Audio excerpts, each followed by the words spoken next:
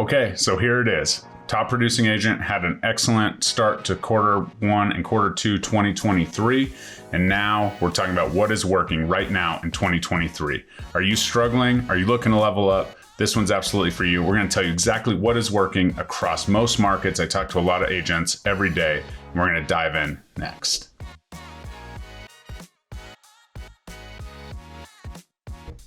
What's up, guys? Jeremy Kane, Real Estate Agent Playbook, helping realtors scale their business, giving them a game plan to success. And today is an absolute critical video that I'm going to bring to you, talking about what is working right here, right now in our market. Over the last couple months, I've been going to a lot of agent seminars and agent, education events. And this last month, I went to one that talked about what was working. The one thing they didn't mention will be my number one. So stay tuned. Let's get into it. But first, let's like, comment, subscribe. Would be happy to connect with you and provide a game plan for you, for your business, what's working with your personality right now in our market. There's a calendar link below. I would love more than anything for you to book a game plan call with me. We can dive in, talk about anything and everything you want to talk about your business, give you a blueprint that's set up for you, and so you can move forward and absolutely win every single day at the game of real estate. Okay, so let's get into it. Number one, video on social media. Obviously, you're watching this video. There's a lot of people that get scared to kind of take that next step. The truth is the camera doesn't always have to be facing your face. It can be facing houses or what you're doing, but communicating with people via social media, via video is absolutely the key to your success on social, right? We can all, subscribe to those bland, subscription kind of membership based things that'll automatically post for you. That's not working anymore. That's not being on social media. You must get on video. You must give the client or the viewer an emotional experience to what you're presenting to them on socials. Your engagement will go up. Your conversion will go through the roof. So get on video, start with facing out, start with facing in, whatever you want to do, but it doesn't matter. Providing video and catching the eye, as we've gotten so distracted, is absolutely key for your real estate business and marketing. The key to getting on video is just starting, right? At first, it might just be getting at bats. You have your iPhone. You don't need a ton of fancy tools like we have now, lighting, all of that. Just start getting at bats, getting used to hearing your voice, seeing your face on video, and you will absolutely be ready when it's time to scale. You'll absolutely have the opportunity because you've connected with your clients emotionally. It's nothing greater than walking into a meeting with somebody that you've never met that knows you because they followed your story through socials, through your YouTube channel, whatever. So that video makes that emotional connection and is absolutely key to separating yourself from other real estate agents in your market. The next one I hear a ton of agents, doing. One of my agents that I helped build out a strategic plan, a 12-week accelerator for an open house that absolutely changed his business and his career forever, is open houses. I gave it away there. So open house strategies are absolutely key. Here's what I'm hearing. If the agent is doing them differently, absolutely engaging with the people that come through the door, maybe kind of rating them based on, what they think and how they think they're going to convert into a buyer. But you're there to get buyers to make connections, right? Obviously, the old adage is, open houses don't really sell the house that they're, holding open. They give it a little exposure, yes, but usually the people walking through the home are 6 to 12 months out. Well, that time frame has gotten a little shorter, and agents are absolutely crushing it with open houses if they're there for the connection, if they're there to serve, if they're there to provide value, provide another emotional experience to the people that are walking through the house. And absolutely, there are the looky-loos, but I am hearing conversion rates through the roof on open houses right now. So it's just about doing it differently. It drives me crazy. One of the first things I have agents do in my 12-week open house accelerator is go to 5 to 10 open houses next weekend in your area. Look at what agents are doing, how they make you feel, what are they doing wrong, 1 out of 5, 1 out of 10 might be doing something cool that you can maybe rip off and duplicate. But for the most part, it's an agent, maybe with a lender, maybe they're talking, maybe they're engaged, or kind of just ignoring the person that's walking through, which is why you're doing it, to get clients, is to make relationships with those people walking through. But you're too busy talking to your colleague or talking to your lender partner that's helping you hold it open to even engage with these people and show that value, right? The other thing is maybe we're engaged with our laptop, right? I don't know how many, Apple, IBM logos I've looked at where agents just kind of look up barely over the screen and say, oh, take a look at the house. Let me know if you need anything, right? Before they even know I'm a real estate agent. So if you're just that agent that's, going to King Soopers 10 minutes before your open house, grabbing some cookies, throwing them out there in the plastic container, and, opening your laptop for, 2 hours of dedicated work, you're wasting your time. So you must do open houses with intentionality, and they are absolutely converting. They are one of the fastest ways to, have those real estate conversations and convert. So open houses, definitely working right now in our market. All right, the next one is annual reviews. This is a twist on a CMA, and this isn't just mass mailing out CMAs and hoping and praying that someone, reads through it and responds and, scans a QR code or whatever. An annual review is an actual in-person or on Zoom face-to-face meeting to talk about the asset and managing the asset, which is your house. CMAs are typically focused on other things around. Annual reviews are more focused on this asset, this exact experience, and providing the seller or the homeowner extreme value, whether it's your client that you helped purchase the home, or maybe it's someone on your mailing list that you have a decent physical address grouping for, or whatever.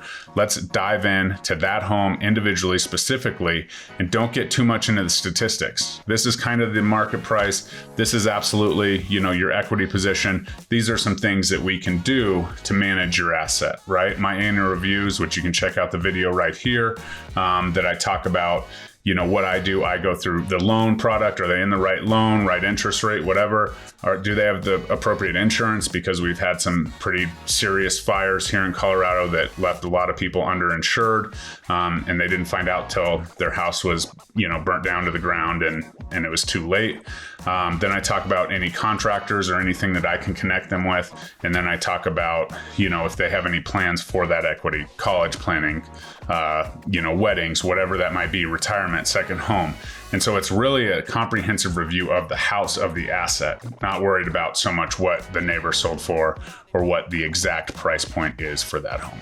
The next is the VIP kind of Facebook group craze. You're a very important person, so you get exclusive access to this group or this offer. Always, exclusivity in marketing is huge. So hey, only my clients are getting this 25% off, furnace and AC service and cleaning, whatever that may be. Bringing those offers and bringing that value to people, helping them save a buck in our high inflationary period is great, but also giving them a sense of community and also feeling like they are VIP, they're exclusive. Everyone loves the VIP treatment, no matter what it is. So that's absolutely something that you can take to the next level with your sphere of influence, right? Everybody can be in your VIP group. They don't have to know how many people are in it, but call it something exclusive, and you will absolutely feel, the energy kind of rise, and people feel important. They feel a part of something, and they're more likely to reach out when they have real estate needs and that kind of stuff. So the VIP experience is absolutely something that people are doing for sure, whether it's through gifting or discounts, like I said, events. All of that can kind of be lumped into that VIP client experience. Repeat clients or whatever that may be that you're working on is something to definitely incorporate in your business, and you can do it relatively free, right? If you have low dollar, start with hey, getting 10% off of some sort of seasonal service, lawn aeration, sprinkler blowouts, furnace and AC service, pool cleaning, whatever you may be in your market. But that piece is huge, and it'll help stay top of mind. It'll help start conversations because, again, you're giving them services to take care of their home. So once they're ready to buy or sell, they'll automatically think of you. Hey, Jeremy had that, 10% off deal for the furnace cleaning and service. I'm getting ready to go on the market. Maybe I'll call him and see if he's still offering that. So partner with different businesses, small businesses, newer businesses that you can trust and will take care of your people, give them that kind of family atmosphere feel, and then a minor discount. People flock to those minor discounts. Next, things that are working is email market updates, right? I do a weekly email. Some agents do, a monthly. This kind of went away when we got too newslettery, I think. People were like, oh, that's junk mail, it's junk mail. The open rate shouldn't really be a concern. It's just your name popping up through their inbox. Sometimes they may delete it. Sometimes they may read it and click every link. It just depends on where they're at, where they come across the email. But when something comes up and they're like, oh, I haven't opened Jeremy's weekly email for a while. Let's jump in there and see what's going on with the market. They have a place to go back to, an anchor. And so these consistently email marketing updates are absolutely key to kind of keeping that out there, and it's kind of a long term. We can all search our emails. We can all do that nowadays. So people are more likely to go back to it, and they know you're providing consistent value because every single week, every single month, they're seeing your name pop up in their email list. So don't hate on the email marketing too quickly, because it's always a good access. Everyone has access to email on their phones. And so sometimes, I'm at a party, I can pull it up and be like, oh, Jeremy had the subject line was about, tips for your fall, winterizing your home, or tips to get ready to sell in 6 months to a year. Then they can make that connection. They can forward the email, they can show it on their phone. And then all of a sudden you're leveraging their network as well. So those emails are absolutely key to stay top of mind and consistent. And start with a month and see how it goes. And then, if you get enough content, you feel like a week is good enough. There's people that have sold hundreds of houses every single year, just based on email marketing. So definitely something to not sleep on for sure. The next is something my specialty, and it's strategic partnerships with other people in the industry or kind of on the fringe. I'm super close with my financial planner, my accountant, my estate attorney, all these things that kind of have something to do with real estate, but maybe not. When we think of industry partners, we're like inspectors, lenders, appraisers, maybe contractors get looped into that. But if you can build an entire army of strategic partnerships, then you're able to, help each other build business. The more business I send those strategic partners, the more business or the more times they think of me, or the better they take care of me when it's, my personal stuff or whatever. So building those strategic partnerships and capitalizing on those is absolutely key to scaling your business, I think, because those people are actively talking to, people that could be clients of yours. And it just kind of creates this synergy when you guys are partners. That they're going to they're going to take care of your people. That they're going to send you people. That you can count on them as well in a pinch. Hey, we have this inspection deadline. We got to get this done any way you can fit me in. Sure, Jeremy, you've sent me 24 clients, so I can probably work 5 to 6 that day instead of, clocking out at 4. So those are all just extremely important things that are working, collaborating on events and, collaborating on email marketing or whatever that might be is a little bit easier when you're not in the space with the lender, with an inspector, because then, people come to you with different lenders, or you send them to a different lender here and there. And then it's not as, cohesive when you're like, okay, I'm going to take all of the clients that you've served and I'm going to partner with this other lender and send everything to them. So that's kind of where it's at. But those strategic partnerships, especially financial planners, especially, estate and CPA, people that are kind of on the fringe that have something to do with the real estate transaction, but not necessarily directly correlated, absolutely have changed my business. Referrals are constantly coming in, really solid referrals from my financial planner. Right? Hey, now that we have your, retirement account set up, let's look at getting you a new home, because renting isn't a right financial move for you. So managing those strategic partnerships, serving those strategic partners is absolutely one of the things that's helped me scale my business. So I hope that helped. That was 6 different kind of strategies in general to really focus on. And a lot of agents are like, well, I just have to go get that buyer, I have to go get that seller. Sometimes these value adds and these different strategies will help you get to them sooner, right? Whether it's video, whether it's open houses, whether it's, annual reviews with people that you didn't even sell the house to, but you have a list because you just got married and you invited all your families here locally. Get some practice with those people that know, like, and trust you already.